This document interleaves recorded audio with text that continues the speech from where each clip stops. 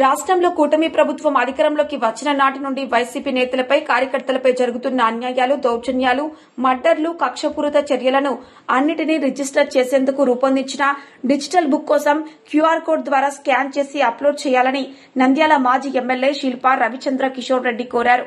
సోమవారం స్థానిక కార్యాలయంలో డిజిటల్ బుక్ లో నమోదు కొరకు రూపొందించిన క్యూఆర్ కోడ్ పోస్టర్ ను శిల్పా రవిచంద్ర కిషోర్ రెడ్డి వైసీపీ నేతలతో కలిసి ఆవిష్కరించారు.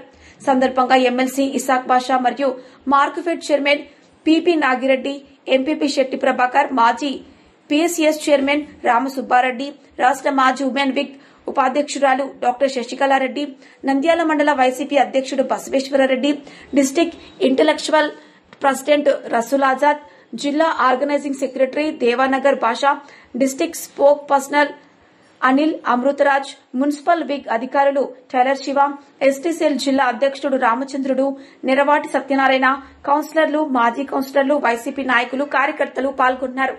సందర్భంగా మాజీ ఎమ్మెల్యే శిల్పా రవిచంద్ర కిషోర్ రెడ్డి మాట్లాడుతూ కూటమి ప్రభుత్వం అధికారం చేపట్టిన తర్వాత రాష్ట్రంలో అభివృద్ది, సంక్షేమాన్ని పక్కన పెట్టి వైఎస్ఆర్సీపీ నాయకులు, కార్యకర్తలపై దౌర్జన్యాలు, మర్డర్లు, కక్షపూరితపు చర్యలు, ఆస్తుల విధ్వంసం, ఆక్రమణలు ఇలా అనేక అన్యాయాలకు తెరతీసిందని అన్నారు.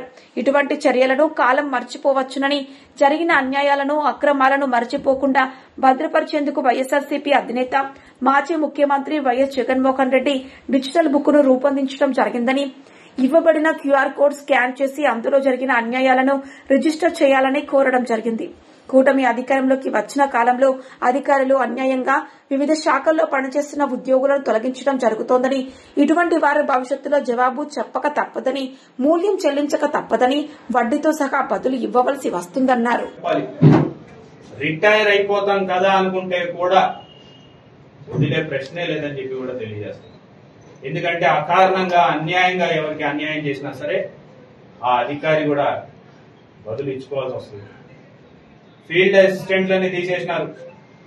ఖచ్చితంగా ఎక్కడెక్కడ అన్యాయంగా ఫీల్డ్ అసిస్టెంట్లని, ఆ విఓఏలని తీసేసినారో వారందరికీ కూడా ఈ అధికారులందరూ కూడా జవాబు ఇవ్వాల్సిందే. మేము అధికారంలోకి వచ్చిన తర్వాత మర్చిపోతాం కదా, తిరిగి ఏదో ఒక రకంగా ఆ రోజు ప్రసన్నం చేసుకోవచ్చు అనుకుంటే మాత్రం పొరపాటు అవుతుందని కూడా తెలియజేస్తాం. మీరు చేసినటువంటి పనులని మర్చిపోం, జరిగినటువంటి అన్యాయాన్ని మర్చిపోం, ప్రతి అకారణంగా జరిగినటువంటి అన్యాయానికి మాట్లాడిన ప్రతి మాటలకి జవాబు అనేది ఖచ్చితంగా వడ్డీతో సహా ఉంటుంది అని చెప్పేసి కూడా ఈ సందర్భంగా తెలియజేసుకుంటాం. ఎవరిని కూడా ఈరోజు ఏదో ఈ ప్రభుత్వంలో రేషన్ షాప్ డీలర్లను తీసేస్తే ఏమవుతుందిలే, లేకపోతే విఓఏలను తీసేస్తే ఏమవుతుందిలే, లేకపోతే ఫీల్డ్ అసిస్టెంట్లను తీసేస్తే ఏమవుతుందిలే, లేకపోతే సిఆర్పీలను తీసేస్తే ఎవరేం చేస్తారులే అనుకుంటే మాత్రం బాధ్యులు మీరే.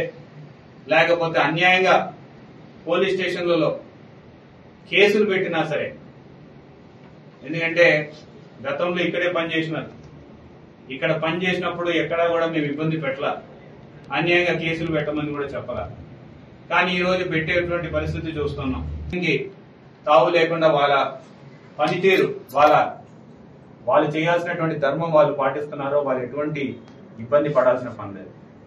కానీ ఎవరైతే అన్యాయంగా, అకారణంగా కొంతమందిని ప్రసన్నం చేసుకోవాలని చెప్పి చేస్తున్నటువంటి అధికారులందరికీ కూడా తెలియజేస్తున్నాం, దీనికి ఖచ్చితంగా మూల్యం చెల్లించుకోక తప్పదు. మీరందరూ కూడా జవాబు చెప్పక తప్పదు. అన్యాయం జరిగిన ప్రతి ఒక్క ఆ కార్యకర్త కావచ్చు, లేకపోతే ఆ ప్రజలు కావచ్చు, వాళ్ళకి జవాబు చెప్పి తీరాల్సిందే. జగనన్న 2.0 లాగా ఇక్కడ కూడా మేము తిరిగి వచ్చిన తర్వాత ఈసారి శిల్పా 2.0 కూడా మారుతాము, మారి చూపిస్తామని. కొంతమంది అనుకుంటుండొచ్చు శిల్పా వాళ్ళే కదా, ఈరోజు ఏదైనా చేయొచ్చు, రేపొద్దున మళ్ళీ వెళ్ళి వాళ్ళని మాట్లాడితే మంచిగా వదిలేస్తారు అని చెప్పేసి. మళ్ళీ చెప్తున్నా, జరిగిన ప్రతి అన్యాయాన్ని గుర్తుపెట్టుకుంటాం, మాట్లాడిన ప్రతి మాటని గుర్తుపెట్టుకుంటాం. అన్యాయాన్ని మర్చిపోం, మాటల్ని మర్చిపోం, తిరిగి వడ్డీతో సహా చెల్లిస్తామని చెప్పేసి కూడా ఈ సందర్భంగా తెలియజేస్తున్నాను.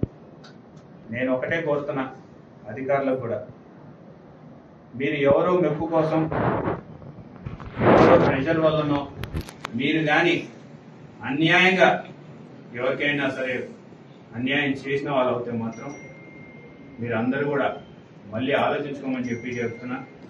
ఎందుకంటే ఈ నియోజకవర్గం కాకపోతే ఇంకొక నియోజకవర్గం చూసుకోవచ్చు అనుకుంటే మాత్రం పొరపాటు.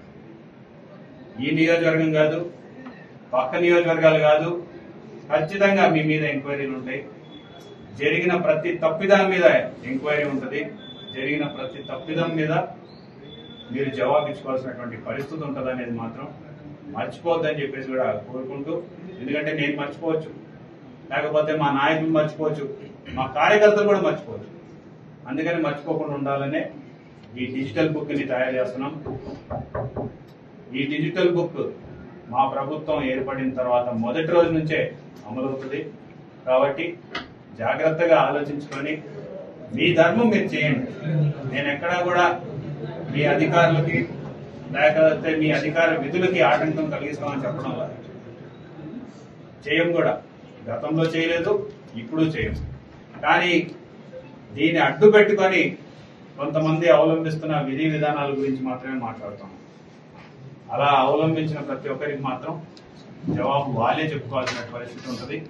ఖచ్చితంగా వడ్డీతో సహా వాళ్ళందరూ కూడా వాళ్ళ దగ్గర నుంచి రాబట్టాల్సినవన్నీ రాబడతామని చెప్పి కూడా తెలియజేసుకుంటూ, మరి జగనన్న 2.0లో గతంలో ఈ యొక్క అన్యాయాలకి ఎవరైతే ఎక్కడ అన్యాయం జరిగినా సరే ఈ యొక్క స్కాన్ కోడ్ ని కూడా ప్రతి ఒక్కరికి వాట్సాప్ లో కూడా పంపించడం జరుగుతుంది. స్కాన్ చేసి మీ యొక్క సమస్యని మీరు అప్లోడ్ చేయొచ్చు. దానికి సంబంధించినటువంటి అంశం పూర్తిగా మన డిజిటల్ లైబ్రరీలో భద్రపరిచి ఉంటుంది.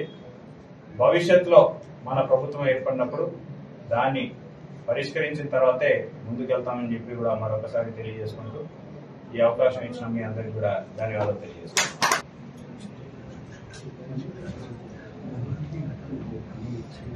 అసెంబ్లీలో బాలకృష్ణ గారు జగన్ గారి అఫీషియల్ గా on record on paper psycho గానీ లేకపోతే మెంటలోడ్ అని చెప్పేసి ఎవరైనా ఉన్నారు అంటే ఒక సర్టిఫికేట్ ఉంది. ఎవరికి ఉందనేది మీకు చెప్పాల్సిన పనుల. ఏదో మాట్లాడిన ఆయనకే ఆ సర్టిఫికేట్ చూపించుకొని గతంలో ఒక పెద్ద సంఘటన జరిగితే ఆ సంఘటన నుంచి ఎవరు కాపాడినారు, ఆ రోజు ప్రభుత్వం ఏదుంది, నిజంగా ఇబ్బంది పెట్టాలనుకుని అంటే ఆ రోజు వారి పరిస్థితి ఏంది అనేది కూడా ఒకసారి ఆలోచించుకొని మాట్లాడింటే బాగుండేది అనుకుంటున్నాను. ఎందుకంటే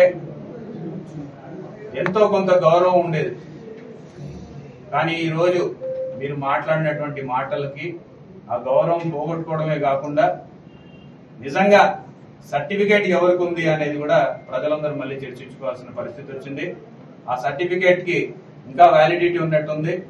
మళ్ళీ ఇంకొకసారి డాక్టర్ మళ్ళీ పరిశీలించి అదేమన్నా స్టేజ్ 2, స్టేజ్ 3, స్టేజ్ 4 లాగా ఏమైనా ఉన్నాయేమో, మరి ఆయన స్టేజ్ పెరుగుతూ ఉన్నట్టుంది.